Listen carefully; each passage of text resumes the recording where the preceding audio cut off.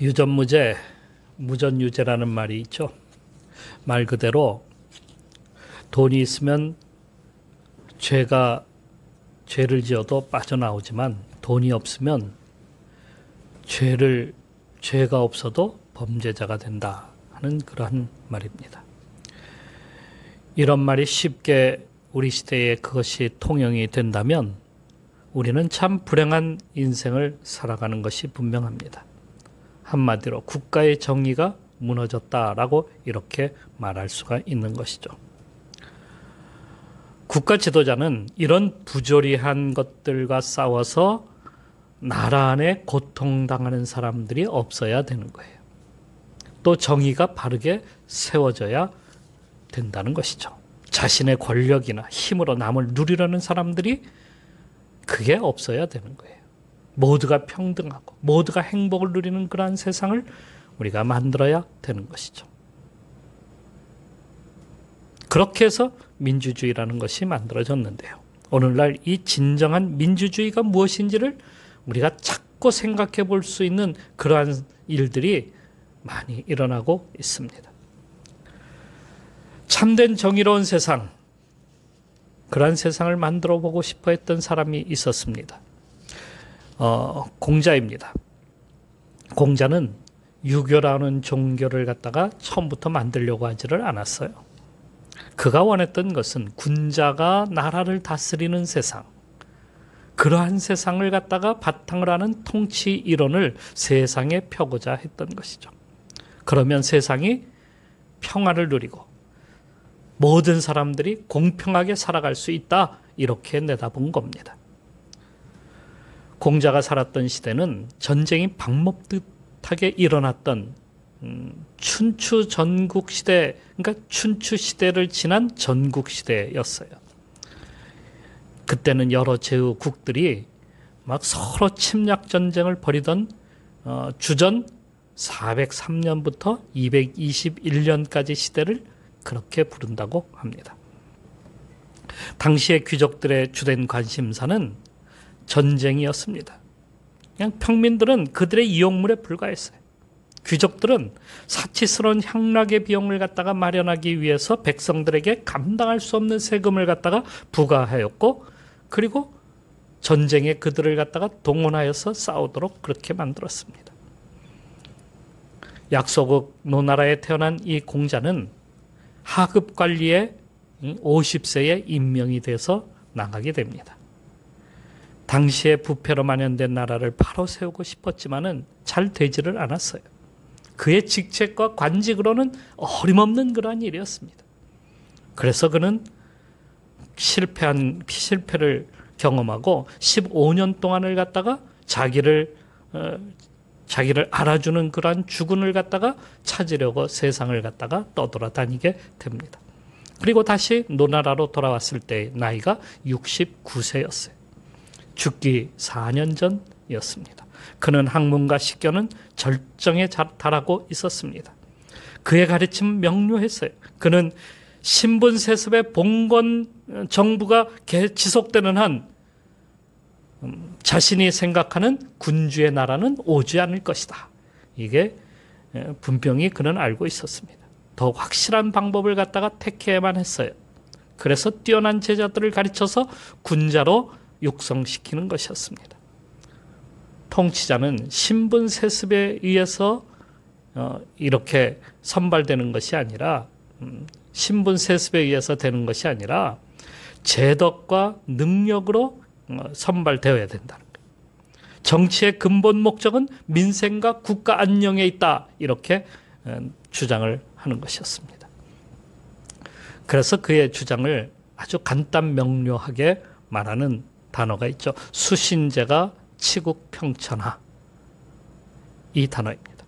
공자의 사상은 당대에는 받아들이기가 굉장히 어려웠던 모양입니다. 그때는 누구도 그것을 갖다가 받아들이려고 하지를 않았어요. 그러다가 그가 죽은 이후에 그의 정치 사상을 따르고자 하는 그러한 나라들도 나오게 되고 그러한 군주들도 나오게 되면서 그의 사상이 널리 중국에서 퍼져나가기 시작을 했던 것입니다. 이스라엘이 국가의 면모를 갖추면서 훌륭한 통치자가 나와서 나라를 갖다가 다스려 주기를 갖다가 백성들이 기대를 했습니다. 그래서 왕을 세워달라고 그렇게 간청을 했어요. 근데 하나님께서는 사실 원치 않으셨음에도 불구하고 그들에게 왕을 주시게 되죠. 통치자들은 자기를 헌신하여서 섬기는 것이 아니라 대접받으려 하고 높아지려고 하고 힘있고 강한 자들의 편에 서서 궁핍하고 가난한 자들을 멸시하고 백성을 부리기 위한 수단으로 그들을 바라본다 하는 것입니다. 하지만 다윗은 자신이 이스라엘의 왕이 되었지만 하나님께서 자신의 진정한 왕이 되심을 갖다가 그는 믿었던 겁니다. 그래서 나라를 자기 뜻대로 원하는 대로 그렇게 이끌어가지 아니하고 항상 하나님 앞에 나가서 기도하고 하나님의 뜻을 물었습니다. 예루살렘 성을 세우고 거기에다가 성소를 만들고 법궤를 거기다가 가져다 두고 매일 나가서 하나님 앞에 간절하게 기도했던 그러한 왕이었습니다. 그럼에도 그는 밧세바를 갖다가 우리아에게서 빼앗은 왕이었죠. 그 뒤로 많은 사건, 사고를 갖다가 끊이지 않고 경험하게 됩니다.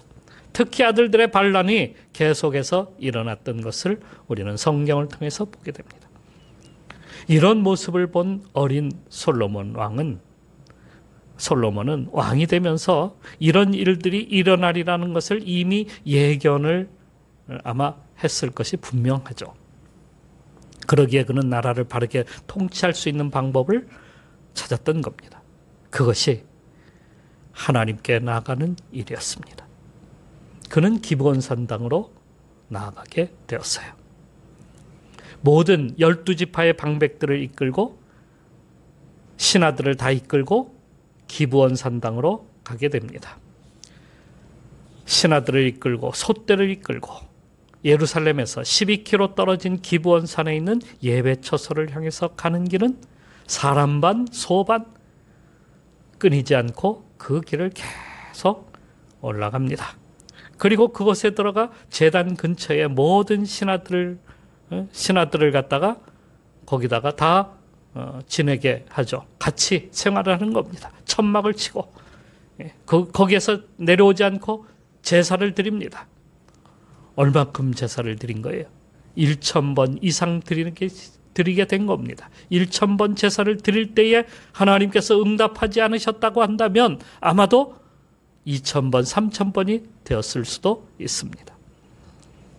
처음에는 불만이 여기저기서 튀어나왔지만은 오로지 하나님께 예배드림으로 나라의 기틀을 잡는 것이 최우선이라고 생각했던 그들은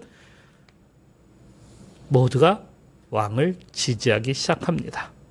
오랜 시간 동안 산에서 내려오지 않고 거기서 제사를 드렸어요. 불편하기 짝이 없습니다. 모두가 참 그 산에서 생활한다는 것이 얼마나 힘들었겠습니까? 그럼에도 불구하고 그 일을 통해서 왕은 백성들의 전폭적인 지지를 받게 됩니다. 절대적인 지지를 받게 되고 제사는 바야흐로 온전한 하나님께 대한 헌신 그 자체가 되었어요. 이것이 그의 통치에 있어서 첫 번째 일어난 사건입니다. 그는 하나님의 통치를 꿈꾸었습니다. 1000번 제사를 마치는 날 하나님께서 솔로몬에게 나타나셨어요. 솔로몬에게 나타나셔서 내가 너에게 무엇을 줄꼬? 라고 이렇게 말씀을 하시죠. 그때에 백성을 바르게 판단할 수 있는 지혜를 달라고 솔로몬은 하나님께 그렇게 말을 합니다. 지혜로운 재판관, 하나님이 함께 하시는 재판관, 그것이 바로 평화의 나라를 건설하는 길이었습니다. 평화의 나라. 그것은 로마가 건설하고자 했던 것이었죠. 로마는 아우구스티누스 때의 나라를 통일하고 팍스 로마나를 갖다가 건설하고자 했습니다. 팍스 로마나는 평화의 나라입니다. 더 이상 피비린내 나는 정쟁들을 끝내고 나라를 안정시키고 그 힘으로 세계를 통일하고자 했던 겁니다. 세상을 하나의 제국으로 만들어내는 것, 그들이 원했던 팍스 로마나였습니다.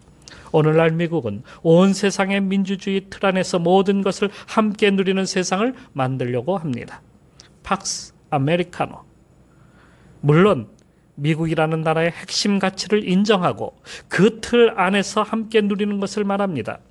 그 틀 안에 들어오는 나라는 번영과 평화를 갖다가 누릴 수 있지만 그 틀 안에 벗어나는 나라는 가난과 궁핍을 갖다가 면치 못하게 된다는 겁니다. 여기에 반기를 드는 나라들이 많지만 중국은 팍스 시니카를 갖다가 만들려고 합니다. 모든 길이 로마로 통한다 라는 말을 갖다가 21세기에는 모든 길은 중국으로 통한다를 갖다가 이루고자 하고 있습니다. 그들이 1대1로를 통해서 세상의 길을 다 중국으로 통하게 만드는 겁니다. 주의 나라는 정치적으로, 문화적으로, 경제적으로 삼켜서 중국이라는 거대한 국가를 갖다가 이루는 일에 거기에 통합시키고자 하는 것이 시니카, 그들이 말하는 시니카라는 그러한 말입니다. 팍스 시니카. 이러한 세상이 올 수 있을까요? 이것은 오래 갈 수가 없어요. 서로의 시기와 분쟁과 전쟁이 계속해서 일어나게 되고 결국에는 무너지고 맙니다. 하지만 하나님의 통치는 그렇지 않습니다. 하나님은 인간 세상에 정의와 공평과 사랑을 갖다가 베푸십니다. 그래서 모든 백성이 주 안에서 참 평안과 기쁨을 누리는 천국을 만들게 되는 겁니다.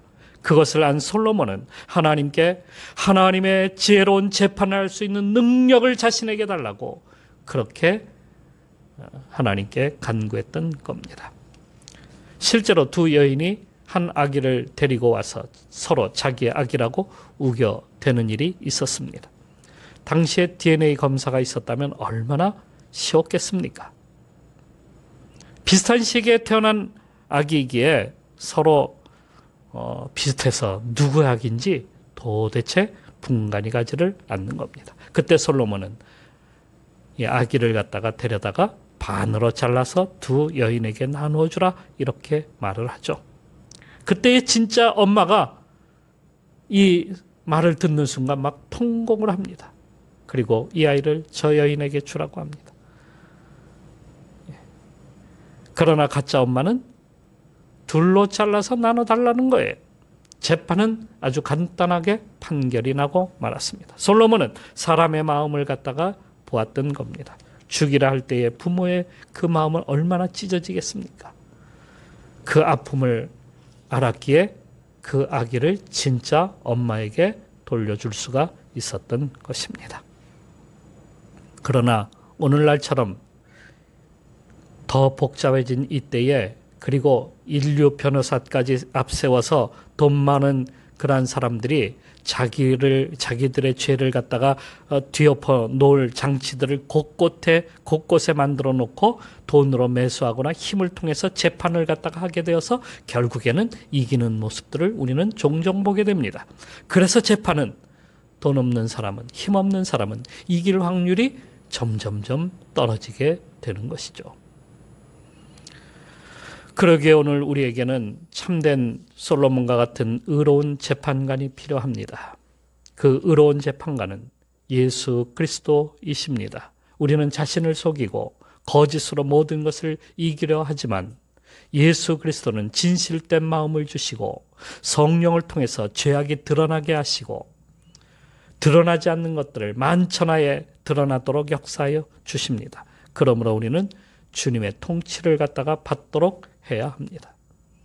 그걸 위해서 우리는 기도하고 주님의 통치가 오늘도 우리에게 이루어지기를 위해서 우리가 그렇게 살아가야 합니다. 또한 통치는 백성을 위해서 사용되어야 한다는 것이죠. 12절에서 14절 말씀을 보게 되면 이렇게 쓰고 있습니다.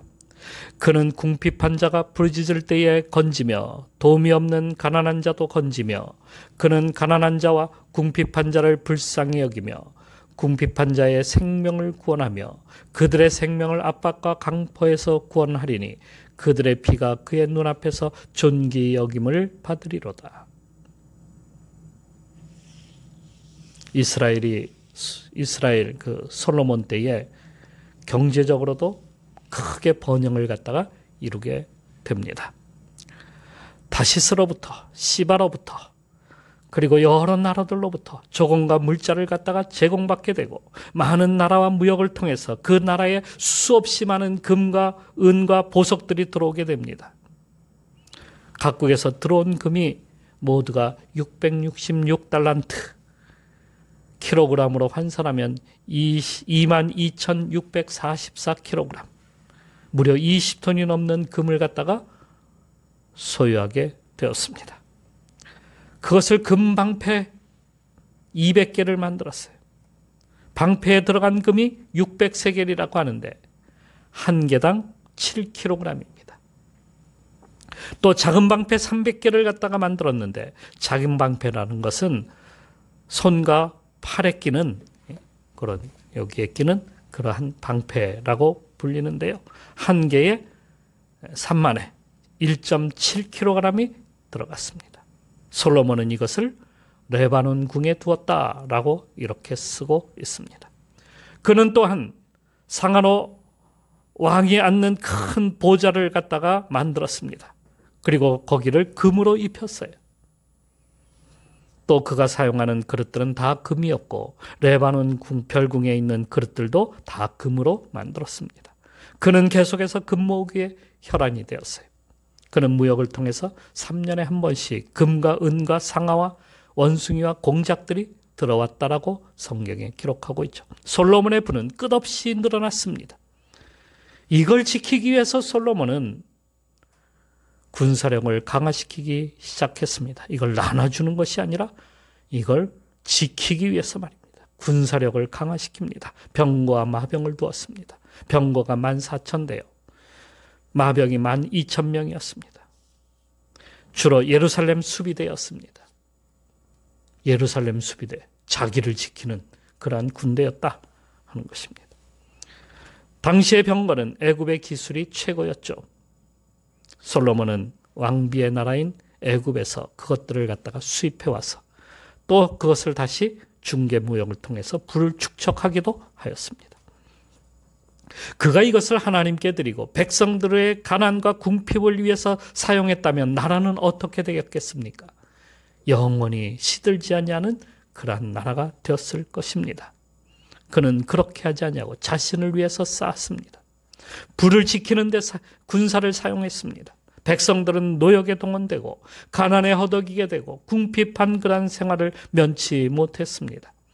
이스라엘의 모든 부는 결국에 바벨론으로 다 빼앗기고 말죠.